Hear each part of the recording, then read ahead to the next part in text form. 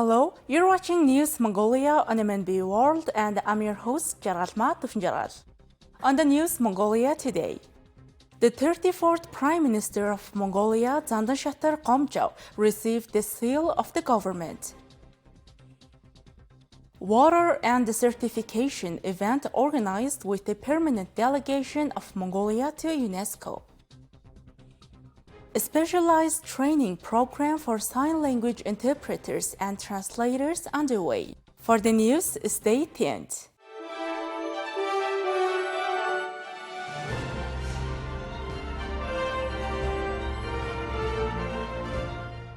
Zandanshatar Qomchau has officially assumed office as Mongolia's 34th Prime Minister after receiving the government seal, signaling the start of his term. The handover comes at a time when attention is focused on the next phase of national development and government continuity. The 34th Prime Minister of Mongolia, Zandanshatar Qomchau, officially assumed office after receiving the government seal of Mongolia. During the handover ceremony, the 33rd Prime Minister of Mongolia, Oyurten Lofsnamsre, congratulated Prime Minister Zandanshatar and wished him success in his responsibilities for the country's development. He also called for the continued implementation of the Vision 2050 long-term development policy. In response, Prime Minister of Mongolia Zandanshatar Qomchau expressed appreciation for the efforts of former Prime Minister Oyurten Lofsnamsre, acknowledging his achievements such as the Vision 2050, the new revival policy, and major development mega projects, and wished him success in his future endeavors.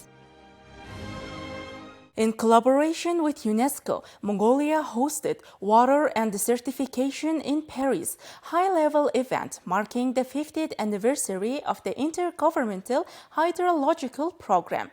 Bringing together over 500 global experts, government officials, and partners, the event addressed the growing challenges of water scarcity and land degradation. The high-level event, Water and Certification, was successfully held in cooperation with the permanent delegation of Mongolia to UNESCO. The event was part of the celebration of the 50th anniversary of the Intergovernmental Hydrological Program and the 60th anniversary of the water sciences within UNESCO. Over 500 participants, including international water scientists, government representatives, and partner organizations, took part in the summit. We discussed how to better address the interconnection between water and certification and proposed potential solutions. These included practical applications of UNESCO's new mandate and how countries can contribute through national voluntary actions in the context of the 9th phase of the Intergovernmental Hydrological Program. We also explored how these efforts could be linked to land degradation and groundwater resources. Cooperation in the future, mainly on drought management, because I think in both countries the issues are same. The water shortage also in the surface water and also in the groundwater, and we can change our knowledge on this area. Currently, 76.9% of Mongolia's territory is affected by desertification and land degradation. Over the past 3 years, more than 2,700 rivers, streams, lakes, and springs have dried up. Although surface water accounts for 98.1% of the country's water resources, more than 80% of Mongolia's water supply depends on groundwater. The government of Mongolia is prioritizing water security as a fundamental pillar of sustainable long-term development.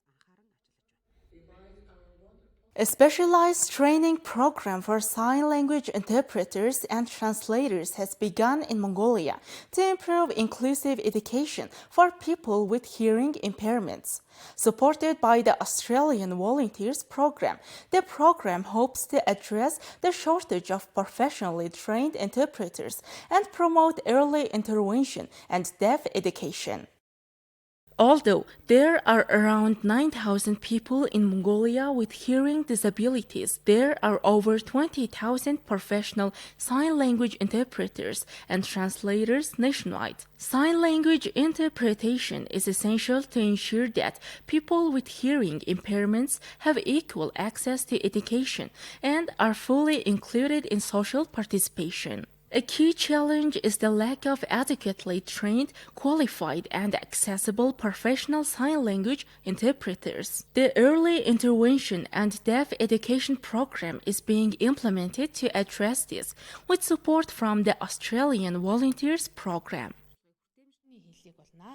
Learning sign language takes at least 4 to 5 years. After that, there must be a specific training to develop interpreting skills. We are currently analyzing the status of sign language interpreter training in Mongolia and discussing how we can improve this process by referencing the Australian model. I'm very pleased today to attend the MASLI Mongolian Association of Sign Language Interpreters training course supported by the Australian Volunteers Program.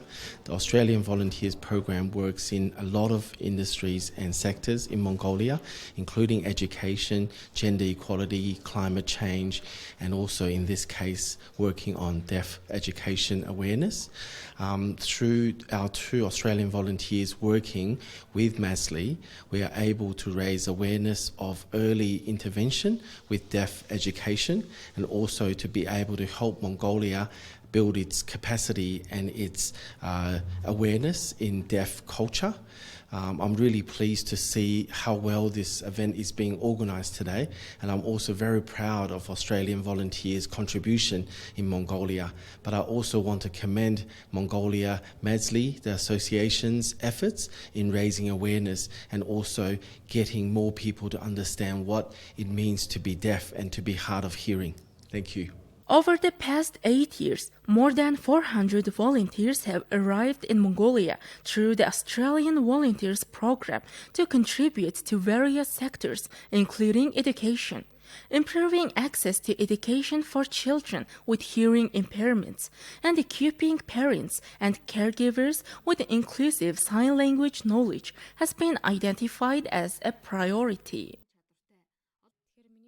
Since arriving in Mongolia, I have met with many parents of children with hearing impairments. What became very clear to me through these conversations is that Mongolia needs to begin implementing early intervention programs as soon as possible. These initiatives should be launched in collaboration with parents because parents are a child's very first and most important teacher. Every person has the right to equal and inclusive education and to live in a safe and healthy environment. Ensuring this right means training internationally qualified and skilled sign language interpreters and translators. Over 50 participants have joined the second round of interpreter training. Thank you for staying with us. Here are the currency exchange rates provided by Mongol Bank.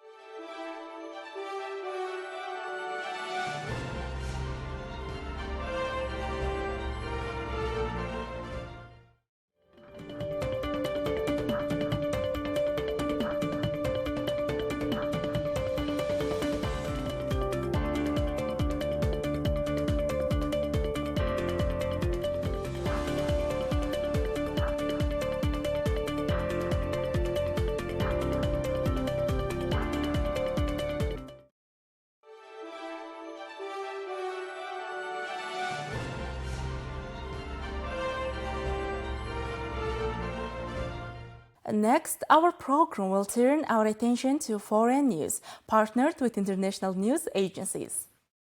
As G7 leaders gathered in the Canadian Rockies for their summit, the conflict between Israel and Iran loomed large over the agenda. European Commission President Ursula von der Leyen emphasized that Iran must never acquire a nuclear weapon. We're following with deep. She pointed to Iran as a major source of regional instability and reiterated Europe's deep concerns about the country's nuclear and ballistic missile programs.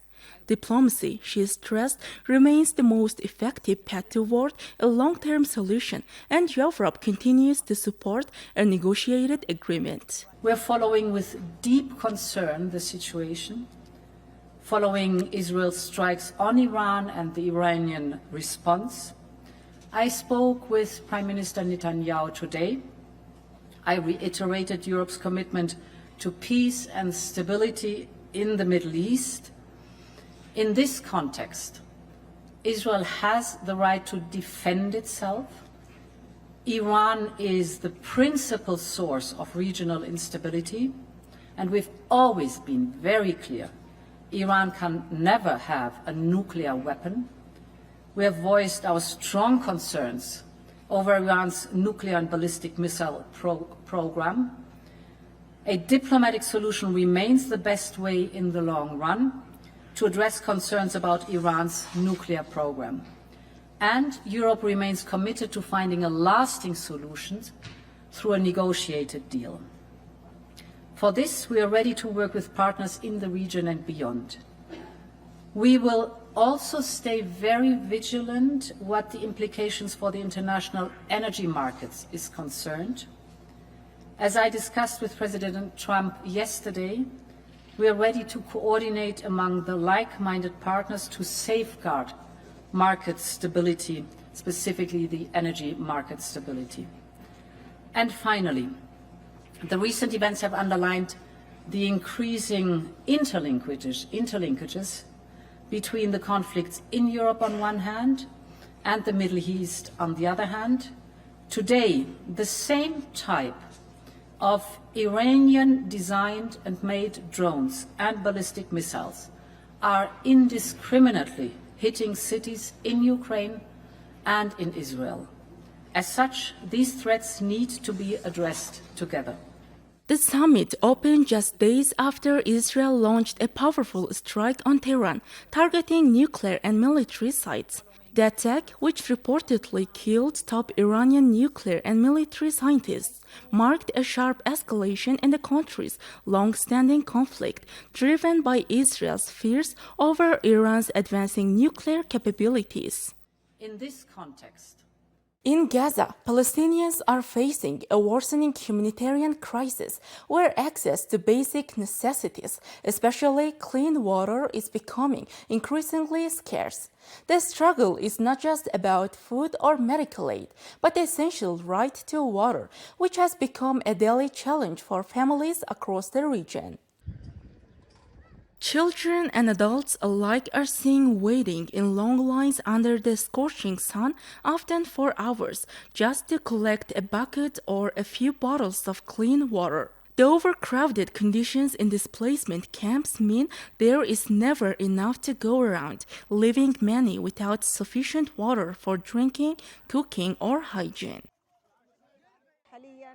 Right now, as you can see, we are running to get water just to drink. We run to the charity kitchen just to eat and get a bit of soup. Bread is missing, all vegetables, all kinds of food are missing. Of course, our health has deteriorated. Our bones have weakened. There is nothing left, nothing that sustains life. To be honest, we are just living as walking corpses. There is absolutely no element or sign of life left, unfortunately. Israel has severely restricted the entry of supplies and humanitarian aid into Gaza for nearly 3 months.